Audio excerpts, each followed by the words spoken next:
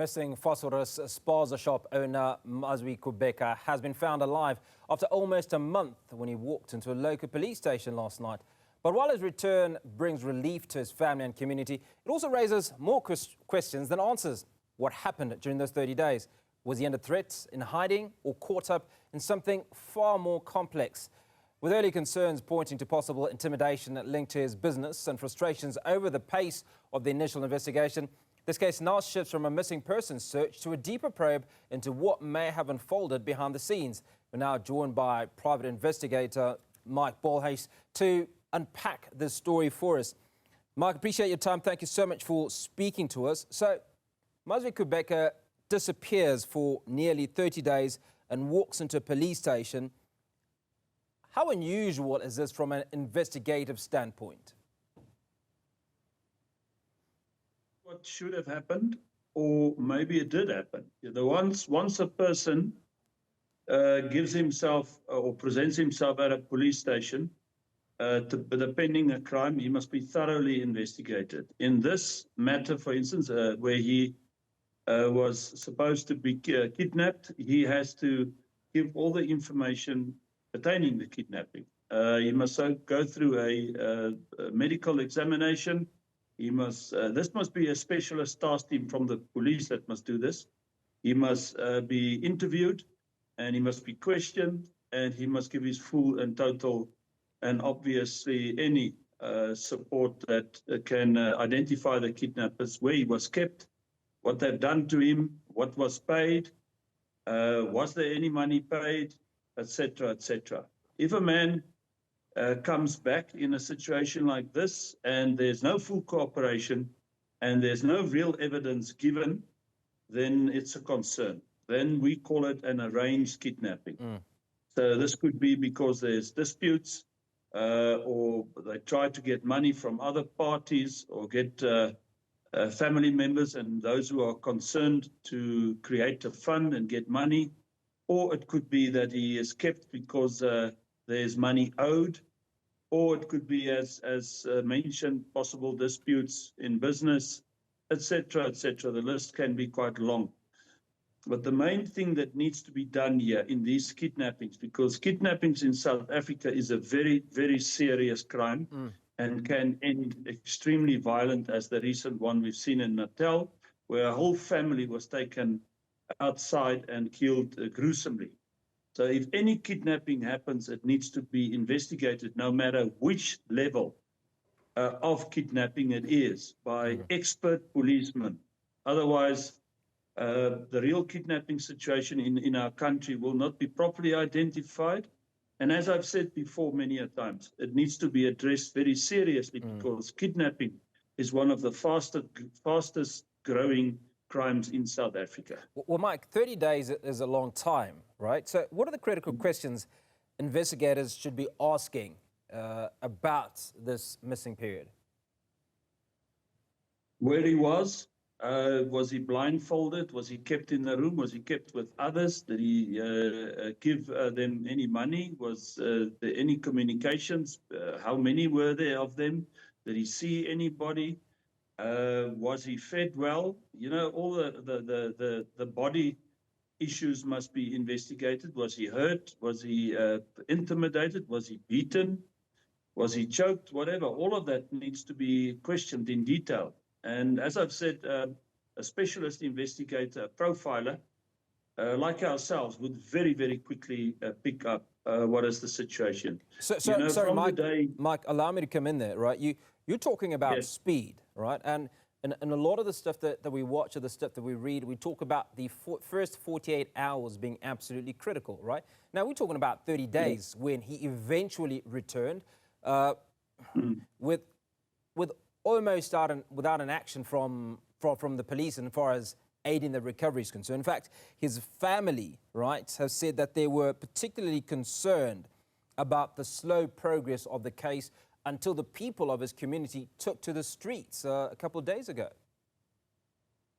Yeah, look, this is obvious. These are, if you or me or anybody else is kidnapped, we see it as that it can turn out in the most gruesome. I mean, if I say kidnapping, And if I'm called to talk about kidnapping, I will explain all the levels of kidnapping. And the one that will stick to the public is that people are taken, they're severely beaten, and they're sometimes killed. They are robbed of all their monies.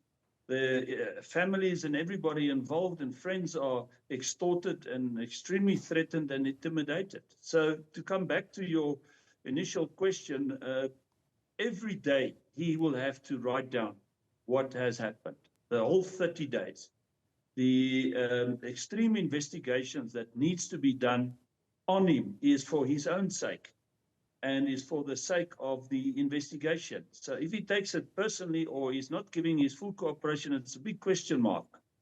If he walks in there, is extremely healthy, no mark on his body, I will also be concerned. If there was no monies paid or nothing happened on the financial side, or there's no cooperation by those who are involved, because in a kidnapping like this, there could be other parties involved. There could be a syndicate. As I've said, it could be an arranged kidnapping by people involved with him or people that he is involved with. But this you'll all pick up very quickly. And if you're then still concerned about the truth, you forensically polygraph him, an integrity test.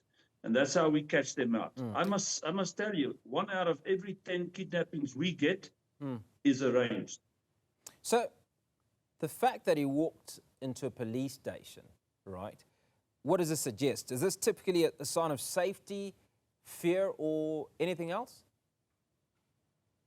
Well, he has to report. So a few scenarios could play off here. One, he was dropped close by, and then he would go to the police station. Other could be that he is going to a specific police station. The other could be that there might be, in kidnappings, there are sometimes authorities involved.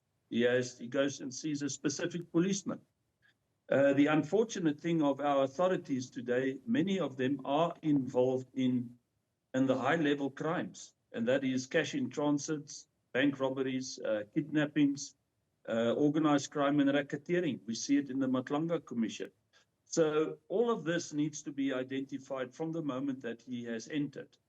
And as I've said, if there's a specialist task team, they will pick it up very, very quickly. And from there on, they will obviously, after their identification, evaluation, and risk analysis of this investigation, they will obviously give a police report. I hope so. So let's bring the community into this conversation on 2 points. One obviously is the community taking to the streets, which subsequently, as has been said by other analysts, would have led to his release. But the other aspect is the community talked about some pressure linked to a spaza shop, right?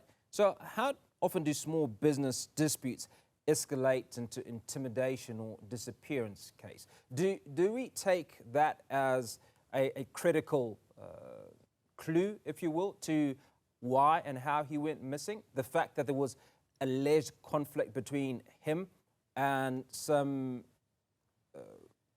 foreign individuals, from what we understand, that were interested in taking up space in a spaza shop. That does happen and has escalated. We call it the express kidnappings, the quick in and outs. But that's where they would usually take the man if he owes money and extort him, threaten, intimidate him, show him photos of his family, commit some violence on him, and even threaten to kill him, have guns and knives and all of that, but then they will release quickly. In this scenario, I'm a bit concerned that it took 30 days, if that were to be the case. But that it does happen amongst businesses, yes, it does. But the express kidnappings has escalated with 300-400%. They take a guy, any guy of value nowadays, the kidnappers, and some of them that is in a competition with each other, can do this and create this.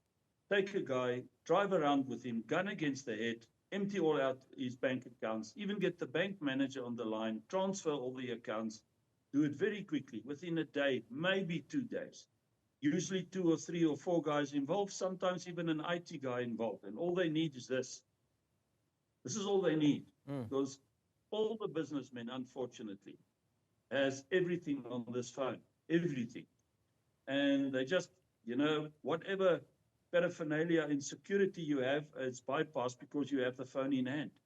And they are that brazen that they will even say to the bank manager and even shoot a warning shot in an isolated place that they will kill this man if the money's ain't and isn't transferred. And obviously, the oldest trick in the book is having photos of the family and all the information and threatening them that they inform the police. Listen, this is what will happen. That's why we never hear the full details of all the quick in and out kidnappings. This one, this gentleman had to come forward because he was missing, a missing persons case, which turned into a kidnapping case, and where the whole community and everybody got involved. And communities get involved not only for one person being kidnapped, but because of they want authorities to deal with a huge problem in South Africa pertaining kidnapping, and also kidnappings happened in that community already, which wasn't brought to you guys' attention, the media or the police. Final question. You've talked about 30 days, and that 30 days worries you. Tell us why. Well, I don't speculate. I only will give facts. So on facts, I don't have. From what I've heard, from what was sent to me, what my task team has told me, we would sketch scenarios as it is. But 30 days to me is the first thing that I would do. As I've said, I would look at his body, his complete health, and I would see if there's full cooperation. And I would obviously do the extension of the investigation in all the cell phone communications, the money, banks, and all of that, the cyber, the track and tracing. But that is a concern to me. The concern to me is that the police hasn't as yet identified if this is an arranged kidnapping or there's foul play from his side, or if there's a bigger picture here or more on other kidnappings or on the heels of a syndicate or organized crime, or maybe there was authorities involved and now they're keeping it close to their chest and not giving information. So I don't want to speculate, but the 30 days to me is a bit of a concern because he looks quite good. Mike, that's where we're going to leave that conversation. Mike Bolhuis, private investigator, walking us through the story around Mazwi Kubeka and his safe return and the many unanswered questions.